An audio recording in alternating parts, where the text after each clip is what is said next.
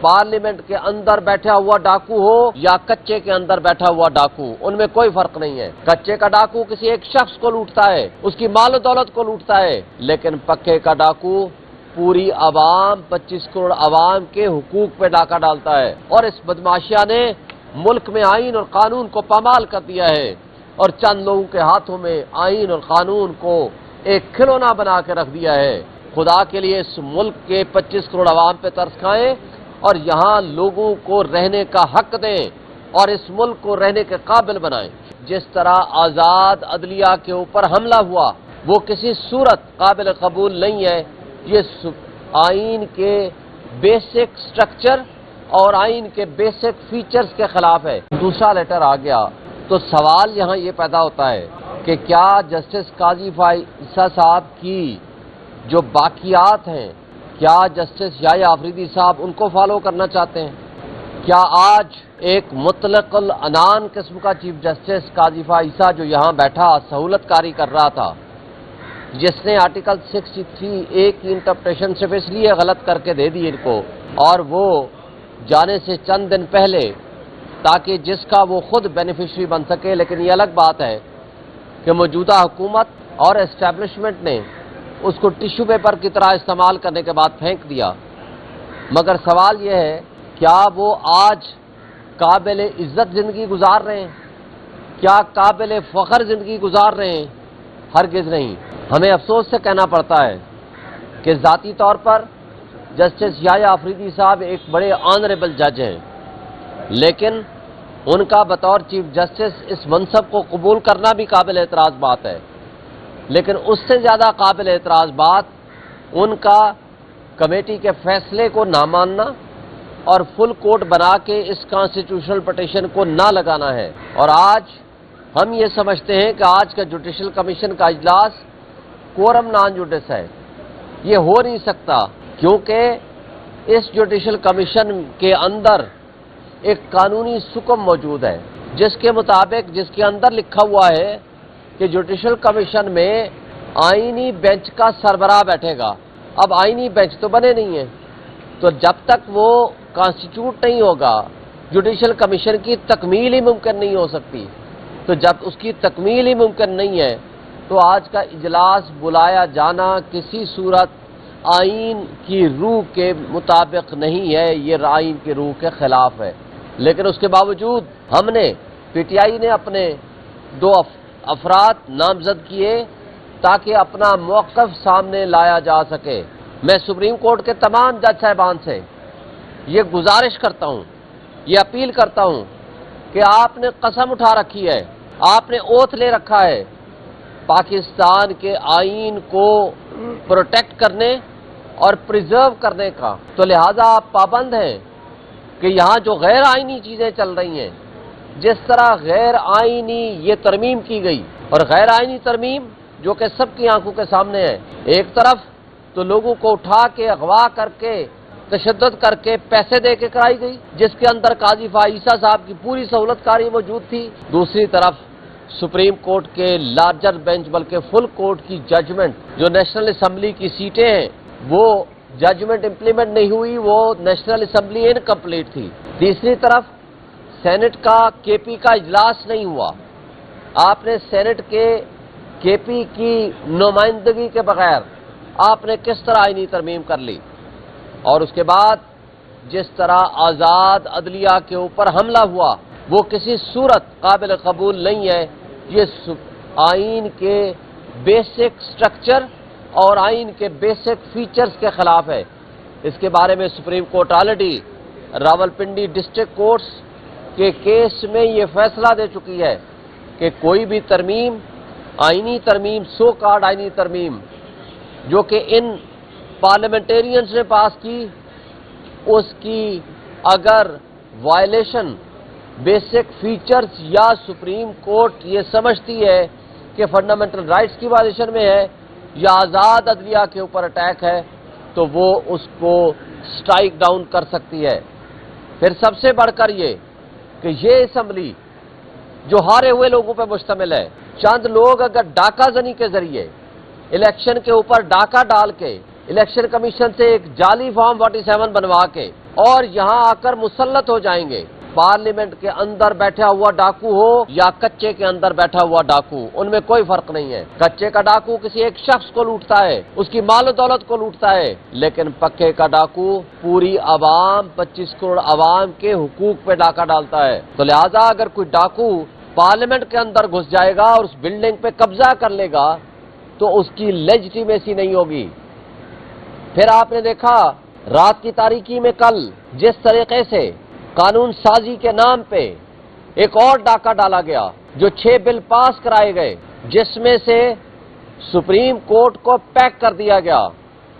Supreme court میں 17 ججز کی بجائے 34 ججز کا اطلاق کیا جانا، یہ سراسر بدنیتی پہ مبنی ہے. مقصد صرف یہ ہے ان کا کہ ان کو پتا ہے کہ یہ انڈیپینڈنٹ ججز بیٹھے ہوئے ہیں سپریم کورٹ میں، یہ ان کی خواہشات کی تکمیل نہیں کریں گے.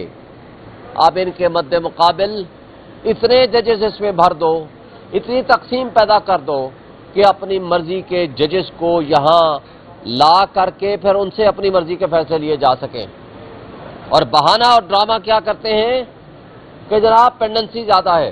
ابھی موجودہ جو چیف جسٹس صاحب آئے ہیں اور سپریم کورٹ بیٹھی ہے، آپ کو یاد ہوگا کہ یہ پینڈنسی قاضی فائزہ صاحب نے جان بوجھ کے بڑھائی تھی، چونکہ وہ 6 کیسز لگا رہے تھے، اور آج سپریم کورٹ میں 30 کیسز ہر بینچ میں لگے ہوئے ہیں. اگر اگلے 6 مہینے میں یہ کیسز ختم ہو جاتے ہیں تو مجھے بتائیں کہ جو 17 مزید ججز آپ نے بٹھانے ہیں، ان کی تنخواہیں میری آپ کی جیب سے جائیں گی، ان کی پینشن آپ کی میری جیب سے جائے گی، اور ان کو ہمیشہ کے لیے ان کے مرنے کے بعد ان کی بیوہ کو، ان کے بچوں کو پینشن ہم نے بلینز آف روپیز دینے ہیں. اور یہ پبلک ایکسچیکر کے اوپر بوجھ صرف ان کی خواہشات کی تکمیل کے لیے ہے. اگر ان کی نیت واقعتاً کیسز کم کرنے کی ہوتی تو پھر یہ سٹیک ہولڈر سے گفتگو کرتے، بات کرتے، سپریم کورٹ کو انوالو کرتے، ان سے پوچھتے. لیکن یہاں تو 55,000 کیس ہیں، ہائی کورٹس میں 13.5 لاکھ کیس ہیں، وہاں تو کچھ نہیں ہو رہا سوائے اسلام آباد ہائی کورٹ کے. اور اسلام آباد ہائی کورٹ کے بھی ان کی بدنیتی اس لیے ہے کہ سارے جج صاحبان سوائے ایک آدھ کے، ان کو پتا ہے کہ وہ انڈیپینڈنٹ ججز ہیں.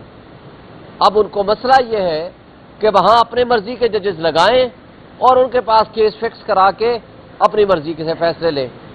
اور اسی طرح جو لوور جوڈیشری ہے، 22.5 لاکھ مقدمات ہیں ان کے پاس، وہاں تو ان کو کچھ نظر نہیں آتا وہاں ججز کی تعداد بڑھائیں.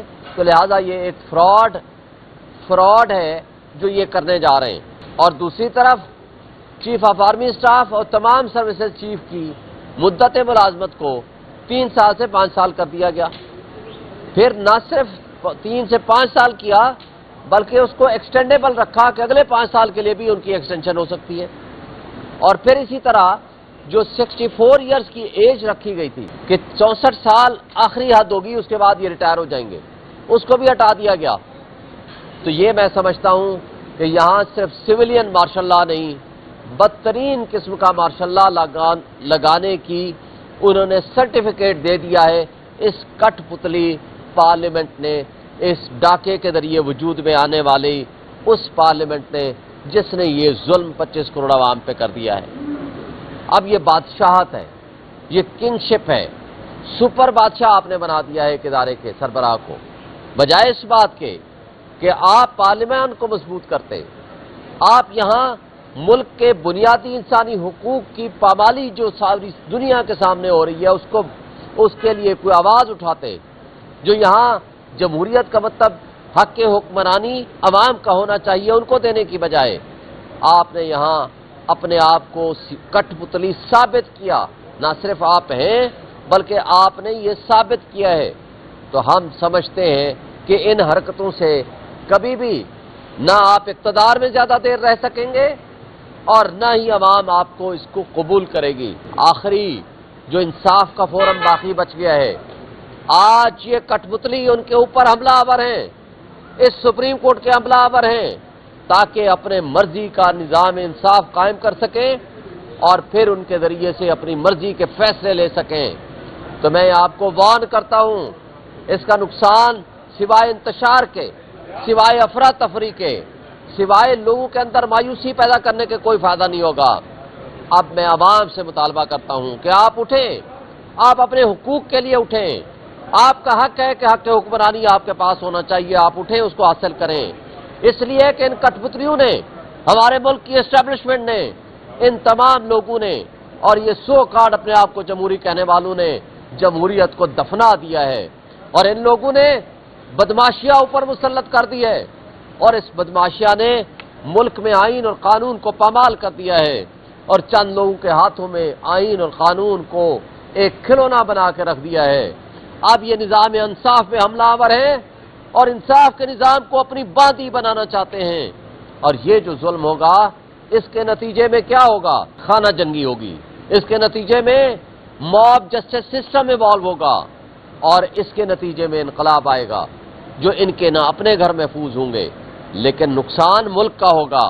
یہ لوگ تو ہیلی کاپٹرز اٹھائیں گے، ملک سے باہر بھاگ جائیں گے، لیکن میں عوام کو کہہ رہا ہوں اپنے حقوق کے لیے نکلیں اور اٹھ کھڑے ہوں۔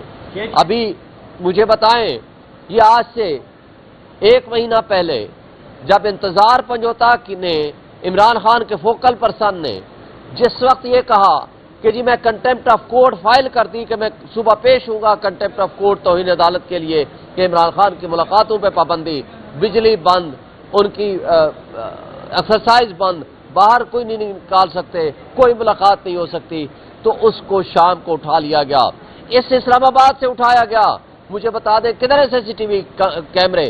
اٹارنی جنرل صاحب نے آ کر کہا کہ جی 24 گھنٹے میں رہا ہو جائے گا، ٹریس ہو چکا ہے۔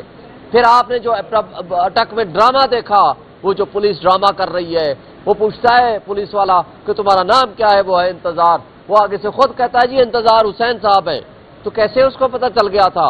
یہ سارے ڈرامے بند کریں، اس ملک کو قانون اور آئین کے مطابق چلنے دیں، اس کو میاں مار مت بنائیں۔ آپ جب تک ملک میں رول آف لا قائم نہیں کریں گے، جب تک ملک میں جمہوریت قائم نہیں کریں گے، تو اسی طرح جو آج بلومبرگ کی رپورٹ آئی ہے، آپ کو پتا ہے سارے دوستوں کو، آپ کا جو ٹیلنٹ ہے، آپ کا جو پڑھا لکھا نوجوان ہے، یا وہ ملک چھوڑ کے چلا گیا ہے یا وہ ملک چھوڑ کے بھاگنا چاہتا ہے، اور آپ کا سرمایہ کار آپ کا پیسہ یہاں سے لے کے ملک سے باہر بھاگ رہا ہے۔ خدا کے لیے اس ملک کے 25 کروڑ عوام پہ ترس کھائیں اور یہاں لوگوں کو رہنے کا حق دیں اور اس ملک کو رہنے کے قابل بنائیں۔ دیکھیں، ہم آپ کو ایک بات بتانا چاہتے ہیں، ہم آج اس لیے شامل ہو رہے ہیں کہ وہاں ہم اپنا آبجیکشن ریز کر سکیں۔ آپ کا سوال دوسرا ہوگا کہ پھر ہم پارلیمانی کمیٹی میں کیوں نہیں بیٹھے تھے جو چیف جسٹس کی تعیناتی کر رہی تھی؟ دیکھیں، پارلیمانی کمیٹی کے اندر ہمارے 3 ووٹ تھے اور وہاں 3/4 میجارٹی سے فیصلہ ہونا تھا۔ 8 بندے گورنمنٹ کے، پیپلز پارٹی اور MQM اور مسلم لیگ نون کے آلریڈی بیٹھے ہوئے تھے، فیصلہ ان کے ہاتھ میں تھا، انہوں نے کیا۔ کامران مرتضیٰ گیا، اس نے آبجیکشن کیا، کیا ہوا؟ وہ آلریڈی فیصلہ کر چکے تھے، تو ہم نے اس کو نہیں قبول کیا کہ ہم نہیں جائیں گے، لیکن ہم اس میں انڈر پروٹیسٹ بیٹھ رہے ہیں۔ انڈر پروٹیسٹ اس لیے بیٹھ رہے ہیں کہ ہم سپریم کورٹ کے ججز کا بھی ضمیر جگانا چاہتے ہیں کہ آپ کی بھی ذمہ داری ہے، ہماری بھی ذمہ داری ہے کہ ہم اس ملک میں ہونے والے ظلم کو روک سکیں۔ اگر ہم کوئی اپنا رول ادا کر سکتے ہیں تو اس لیے ہم نے اپنے نمائندے بھیجے ہیں، اور انشاءاللہ وہ پوری طرح بھرپور نمائندگی کریں گے۔ اور میں یہ سمجھتا ہوں کہ سپریم کورٹ کے ججز کو اور اپنا اس وقت رول ادا کرنے کی ضرورت ہے جو کہ ان کو کرنا چاہیے۔ اگر وہ نہیں کریں گے تو پھر یہ سوچ لیں کہ جسٹس قاضی فائزہ کچھ زیادہ دور نہیں ہے، تو اس کا جو انجام ہوا ہے، تو پھر جو جج اس طرح ناانصافی کے فیصلے کرے گا اس کا انجام شاید اس سے بھی بدتر۔